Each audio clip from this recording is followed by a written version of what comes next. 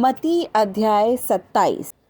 जब भोर हुई तो सब महायाजकों और लोगों के पुरनियों ने यीशु के मार डालने की सम्मति की और उन्होंने उसे बंधा और ले जाकर पिलातुस हाकिम के हाथ में सौंप दिया। जब उसके पकड़वाने वाले यहूदा ने देखा कि वह दोषी ठहराया गया है तो वह पछताया और वे 30 चांदी के सिक्के महायाजकों और पुरनियों के पास फेर लाया और कहा, मैंने निर्दोषी को घात के लिए पकड़वाकर पाप किया है। उन्होंने कहा, हमें क्या, तू ही जान। तब वह उन सिक्कों मंदिर में फेंक कर चला गया और जाकर अपने आप को फांसी दी। महायाजकों ने उन सिक्कों लेकर कहा, इन्हें भंडार में रखना उचित नहीं, क्योंकि यह लहू का दाम है। सो उन्होंने सम्मति करके उन सिक्कों से परदेशियों के गाड़ने के लिए कुम्हार का खेत मोल ले लिया। इस कारण वह खेत आज तक लहू का खेत कहलाता है। तब जो वचन यिर्मयाह भविष्यद्वक्ता के द्वारा कहा गया था वह पूरा हुआ कि उन्होंने वे 30 सिक्के अर्थात उस ठहराए हुए मूल्य को, जिसे इज़राइल की संतान में से कितनों ने ठहराया था, ले लिया और जैसे प्रभु ने मुझे आज्ञा दी थी वैसे ही उन्हें कुम्हार के खेत के मूल्य में दे दिया। जब यीशु हाकिम के सामने खड़ा था तो हाकिम ने उससे पूछा कि क्या तू यहूदियों का राजा है? यीशु ने उससे कहा, तू आप ही कह रहा है। जब महायाजक और पुरनिये उस पर दोष लगा रहे थे तो उसने कुछ उत्तर नहीं दिया। इस पर पिलातुस ने उससे कहा, क्या तू नहीं सुनता कि ये तेरे विरोध में कितनी गवाहियाँ दे रहे हैं? परंतु उसने उसको एक बात का भी उत्तर नहीं दिया। यहाँ तक कि हाकिम को बड़ा आश्चर्य हुआ। और हाकिम की यह रीति थी कि उस पर्व में लोगों के लिए किसी एक बंधुए को, जिसे वे चाहते थे, छोड़ देता था। उस समय बरअब्बा नाम उन्हीं में का एक नामी बंधुआ था। जो जब वे इकट्ठे हुए तो पिलातुस ने उनसे कहा, तुम किसको चाहते हो कि मैं तुम्हारे लिए छोड़ दूं, बरअब्बा को या यीशु को, जो मसीह कहलाता है? क्योंकि वह जानता था कि उन्होंने उसे डाह से पकड़वाया है। जब वह न्याय की गद्दी पर बैठा हुआ था तो उसकी पत्नी ने उसे कहला भेजा कि तू उस धर्मी के मामले में हाथ न डालना, क्योंकि मैंने आज स्वप्न में उसके कारण बहुत दुख उठाया है। महायाजकों और पुरनियों ने लोगों को उभारा कि वे बरअब्बा को मांग ले और यीशु को नाश कराएं। हाकिम ने उनसे पूछा कि इन दोनों में से किसको चाहते हो कि तुम्हारे लिए छोड़ दूं? उन्होंने कहा, बरअब्बा को। पिलातुस ने उनसे पूछा, फिर यीशु को जो मसीह कहलाता है क्या करूं? सब ने उससे कहा, वह क्रूस पर चढ़ाया जाए। हाकिम ने कहा, क्यों, उसने क्या बुराई की है? परंतु वे और भी चिल्ला कर कहने लगे, वह क्रूस पर चढ़ाया जाए। जब पिलातुस ने देखा कि कुछ बन नहीं पड़ता परंतु इसके विपरीत हुल्लड़ होता जाता है, तो उसने पानी लेकर भीड़ के सामने अपने हाथ धोए और कहा, मैं इस धर्मी के लहू से निर्दोष हूँ, तुम ही जानो। सब लोगों ने उत्तर दिया कि इसका लहू हम पर और हमारी संतान पर हो। इस पर उसने बरअब्बा को उनके लिए छोड़ दिया और यीशु को कोड़े लगवाकर सौंप दिया कि क्रूस पर चढ़ाया जाए।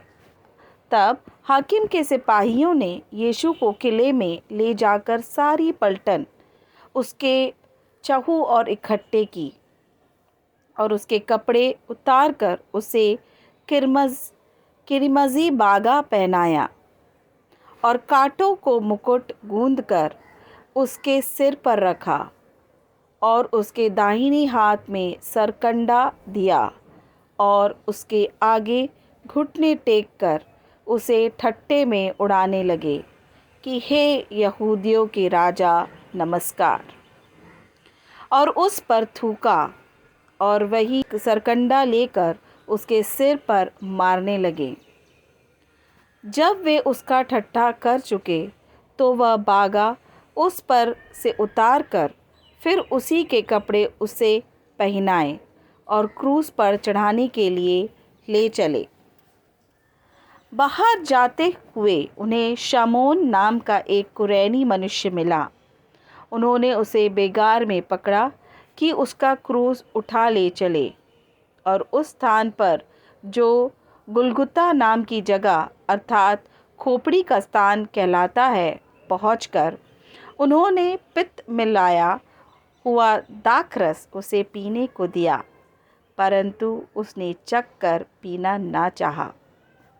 तब उन्होंने उसे क्रूस पर चढ़ाया और चिट्ठियाँ डालकर उसके कपड़े बाँट दिए और वहाँ बैठकर उसका पहरा देने लगे और उसका दोषपत्र उसके सिर के ऊपर लगाया कि यह यहूदियों का राजा यीशु है। तब उसके साथ 2 डाकू एक दाहिने और एक बाएं क्रूसों पर चढ़ाए गए और आने जाने वाले सिर हिला हिलाकर उसकी निंदा करते थे और यह कहते थे कि हे मंदिर के ढाने वाले और 3 दिन में बनाने वाले, अपने आप को तो बचा, यदि तू परमेश्वर का पुत्र है तो क्रूस पर से उतर आ। इसी रीति से महायाजक भी शास्त्रियों और पुरनियों समेत ठट्ठा करके कहते थे, इसने औरों को बचाया और अपने आप को नहीं बचा सकता। यह तो इज़राइल का राजा है। अब क्रूस पर से उतर आए तो हम उस पर विश्वास करें। उसने परमेश्वर का भरोसा रखा है। यदि वह इसको चाहता है तो अब इसे छुड़ा ले, क्योंकि इसने कहा था कि मैं परमेश्वर का पुत्र हूँ। इसी प्रकार डाकू भी जो उसके साथ क्रूसों पर चढ़ाए गए थे उसकी निंदा करते थे। दोपहर से लेकर तीसरे पहर तक उस सारे देश में अंधेरा छाया रहा। तीसरे पहर के निकट यीशु ने बड़े शब्द से पुकार कर कहा, एली एली लामा शबक्तनी, अर्थात हे मेरे परमेश्वर तूने मुझे क्यों छोड़ दिया। जो वहाँ खड़े थे उनमें से कितनों ने यह सुनकर कहा, वह तो एलिय्याह को पुकारता है। उनमें से एक तुरंत दौड़ा और स्पंज लेकर सिरके में डुबोया और उसका सरकंडे पर रखकर उसे चुसाया। औरों ने कहा, रह जाओ, देखें एलिय्याह उसे बचाने आता है कि नहीं।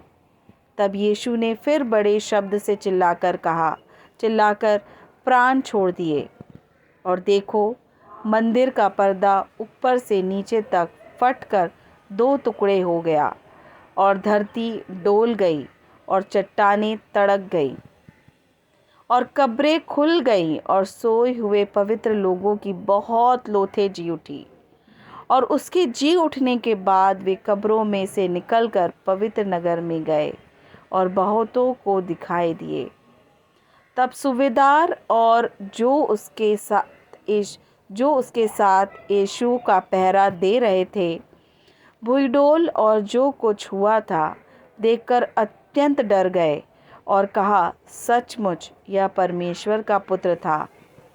वहाँ बहुत सी स्त्रियां जो गलील से यीशु की सेवा करती हुई उसके साथ आई थी, दूर से यह देख रही थी। उनमें मरियम मगदलीनी और याकूब और योसेस की माता मरियम और जब्दी के पुत्रों की माता थी।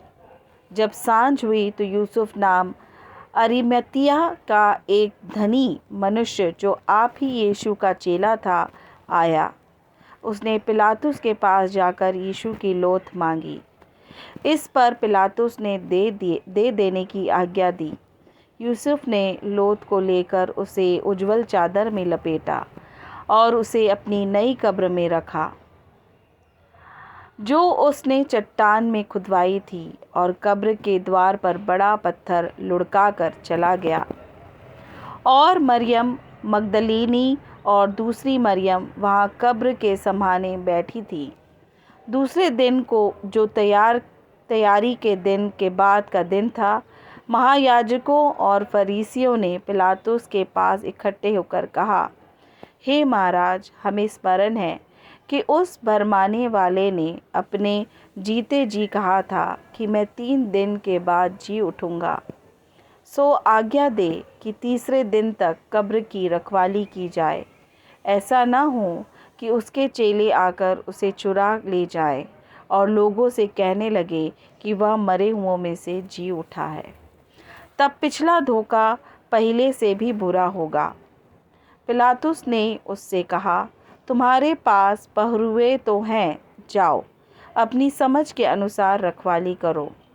सो वे पहरुओं को साथ लेकर गए और पत्थर पर मुहर लगाकर कब्र की रखवाली की।